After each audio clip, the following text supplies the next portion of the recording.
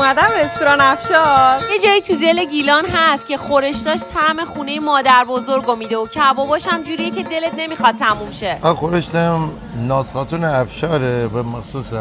هر رستوران به ابداعی خودمونه. 16 تا ترکیب دارن. به نظر من بوم خورشته گیلانیه.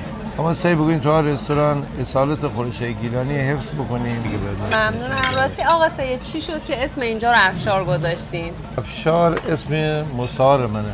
خاطر بازیگوشی من که خیلی شیطان بودم و همیشه بلند پروازی داشتیم. فامیل دوستان اولا اسم بنید افشار. او افشار دیماندگار بود. چند سال اینجا رستوران دارین؟ 25 سال رستوران دارم. سال 98 ایوام بقیه‌شون تو بازارچه جیلده اول با لوبیا کباب شروع بگودیم. کم کم خورشتن یاد بگیفتیم. یه زمان مثلا برای این 5 تا دانه 3 تا چپتو به اصلا تی فشاردنی بود.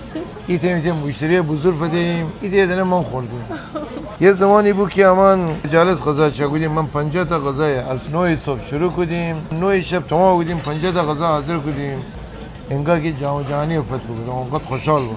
اینجا فقط غذا نمیخوری، یه تیکه از خاطره ها رو میچشی. بفرست برای اونی که دلت میخواد باهاش بیای.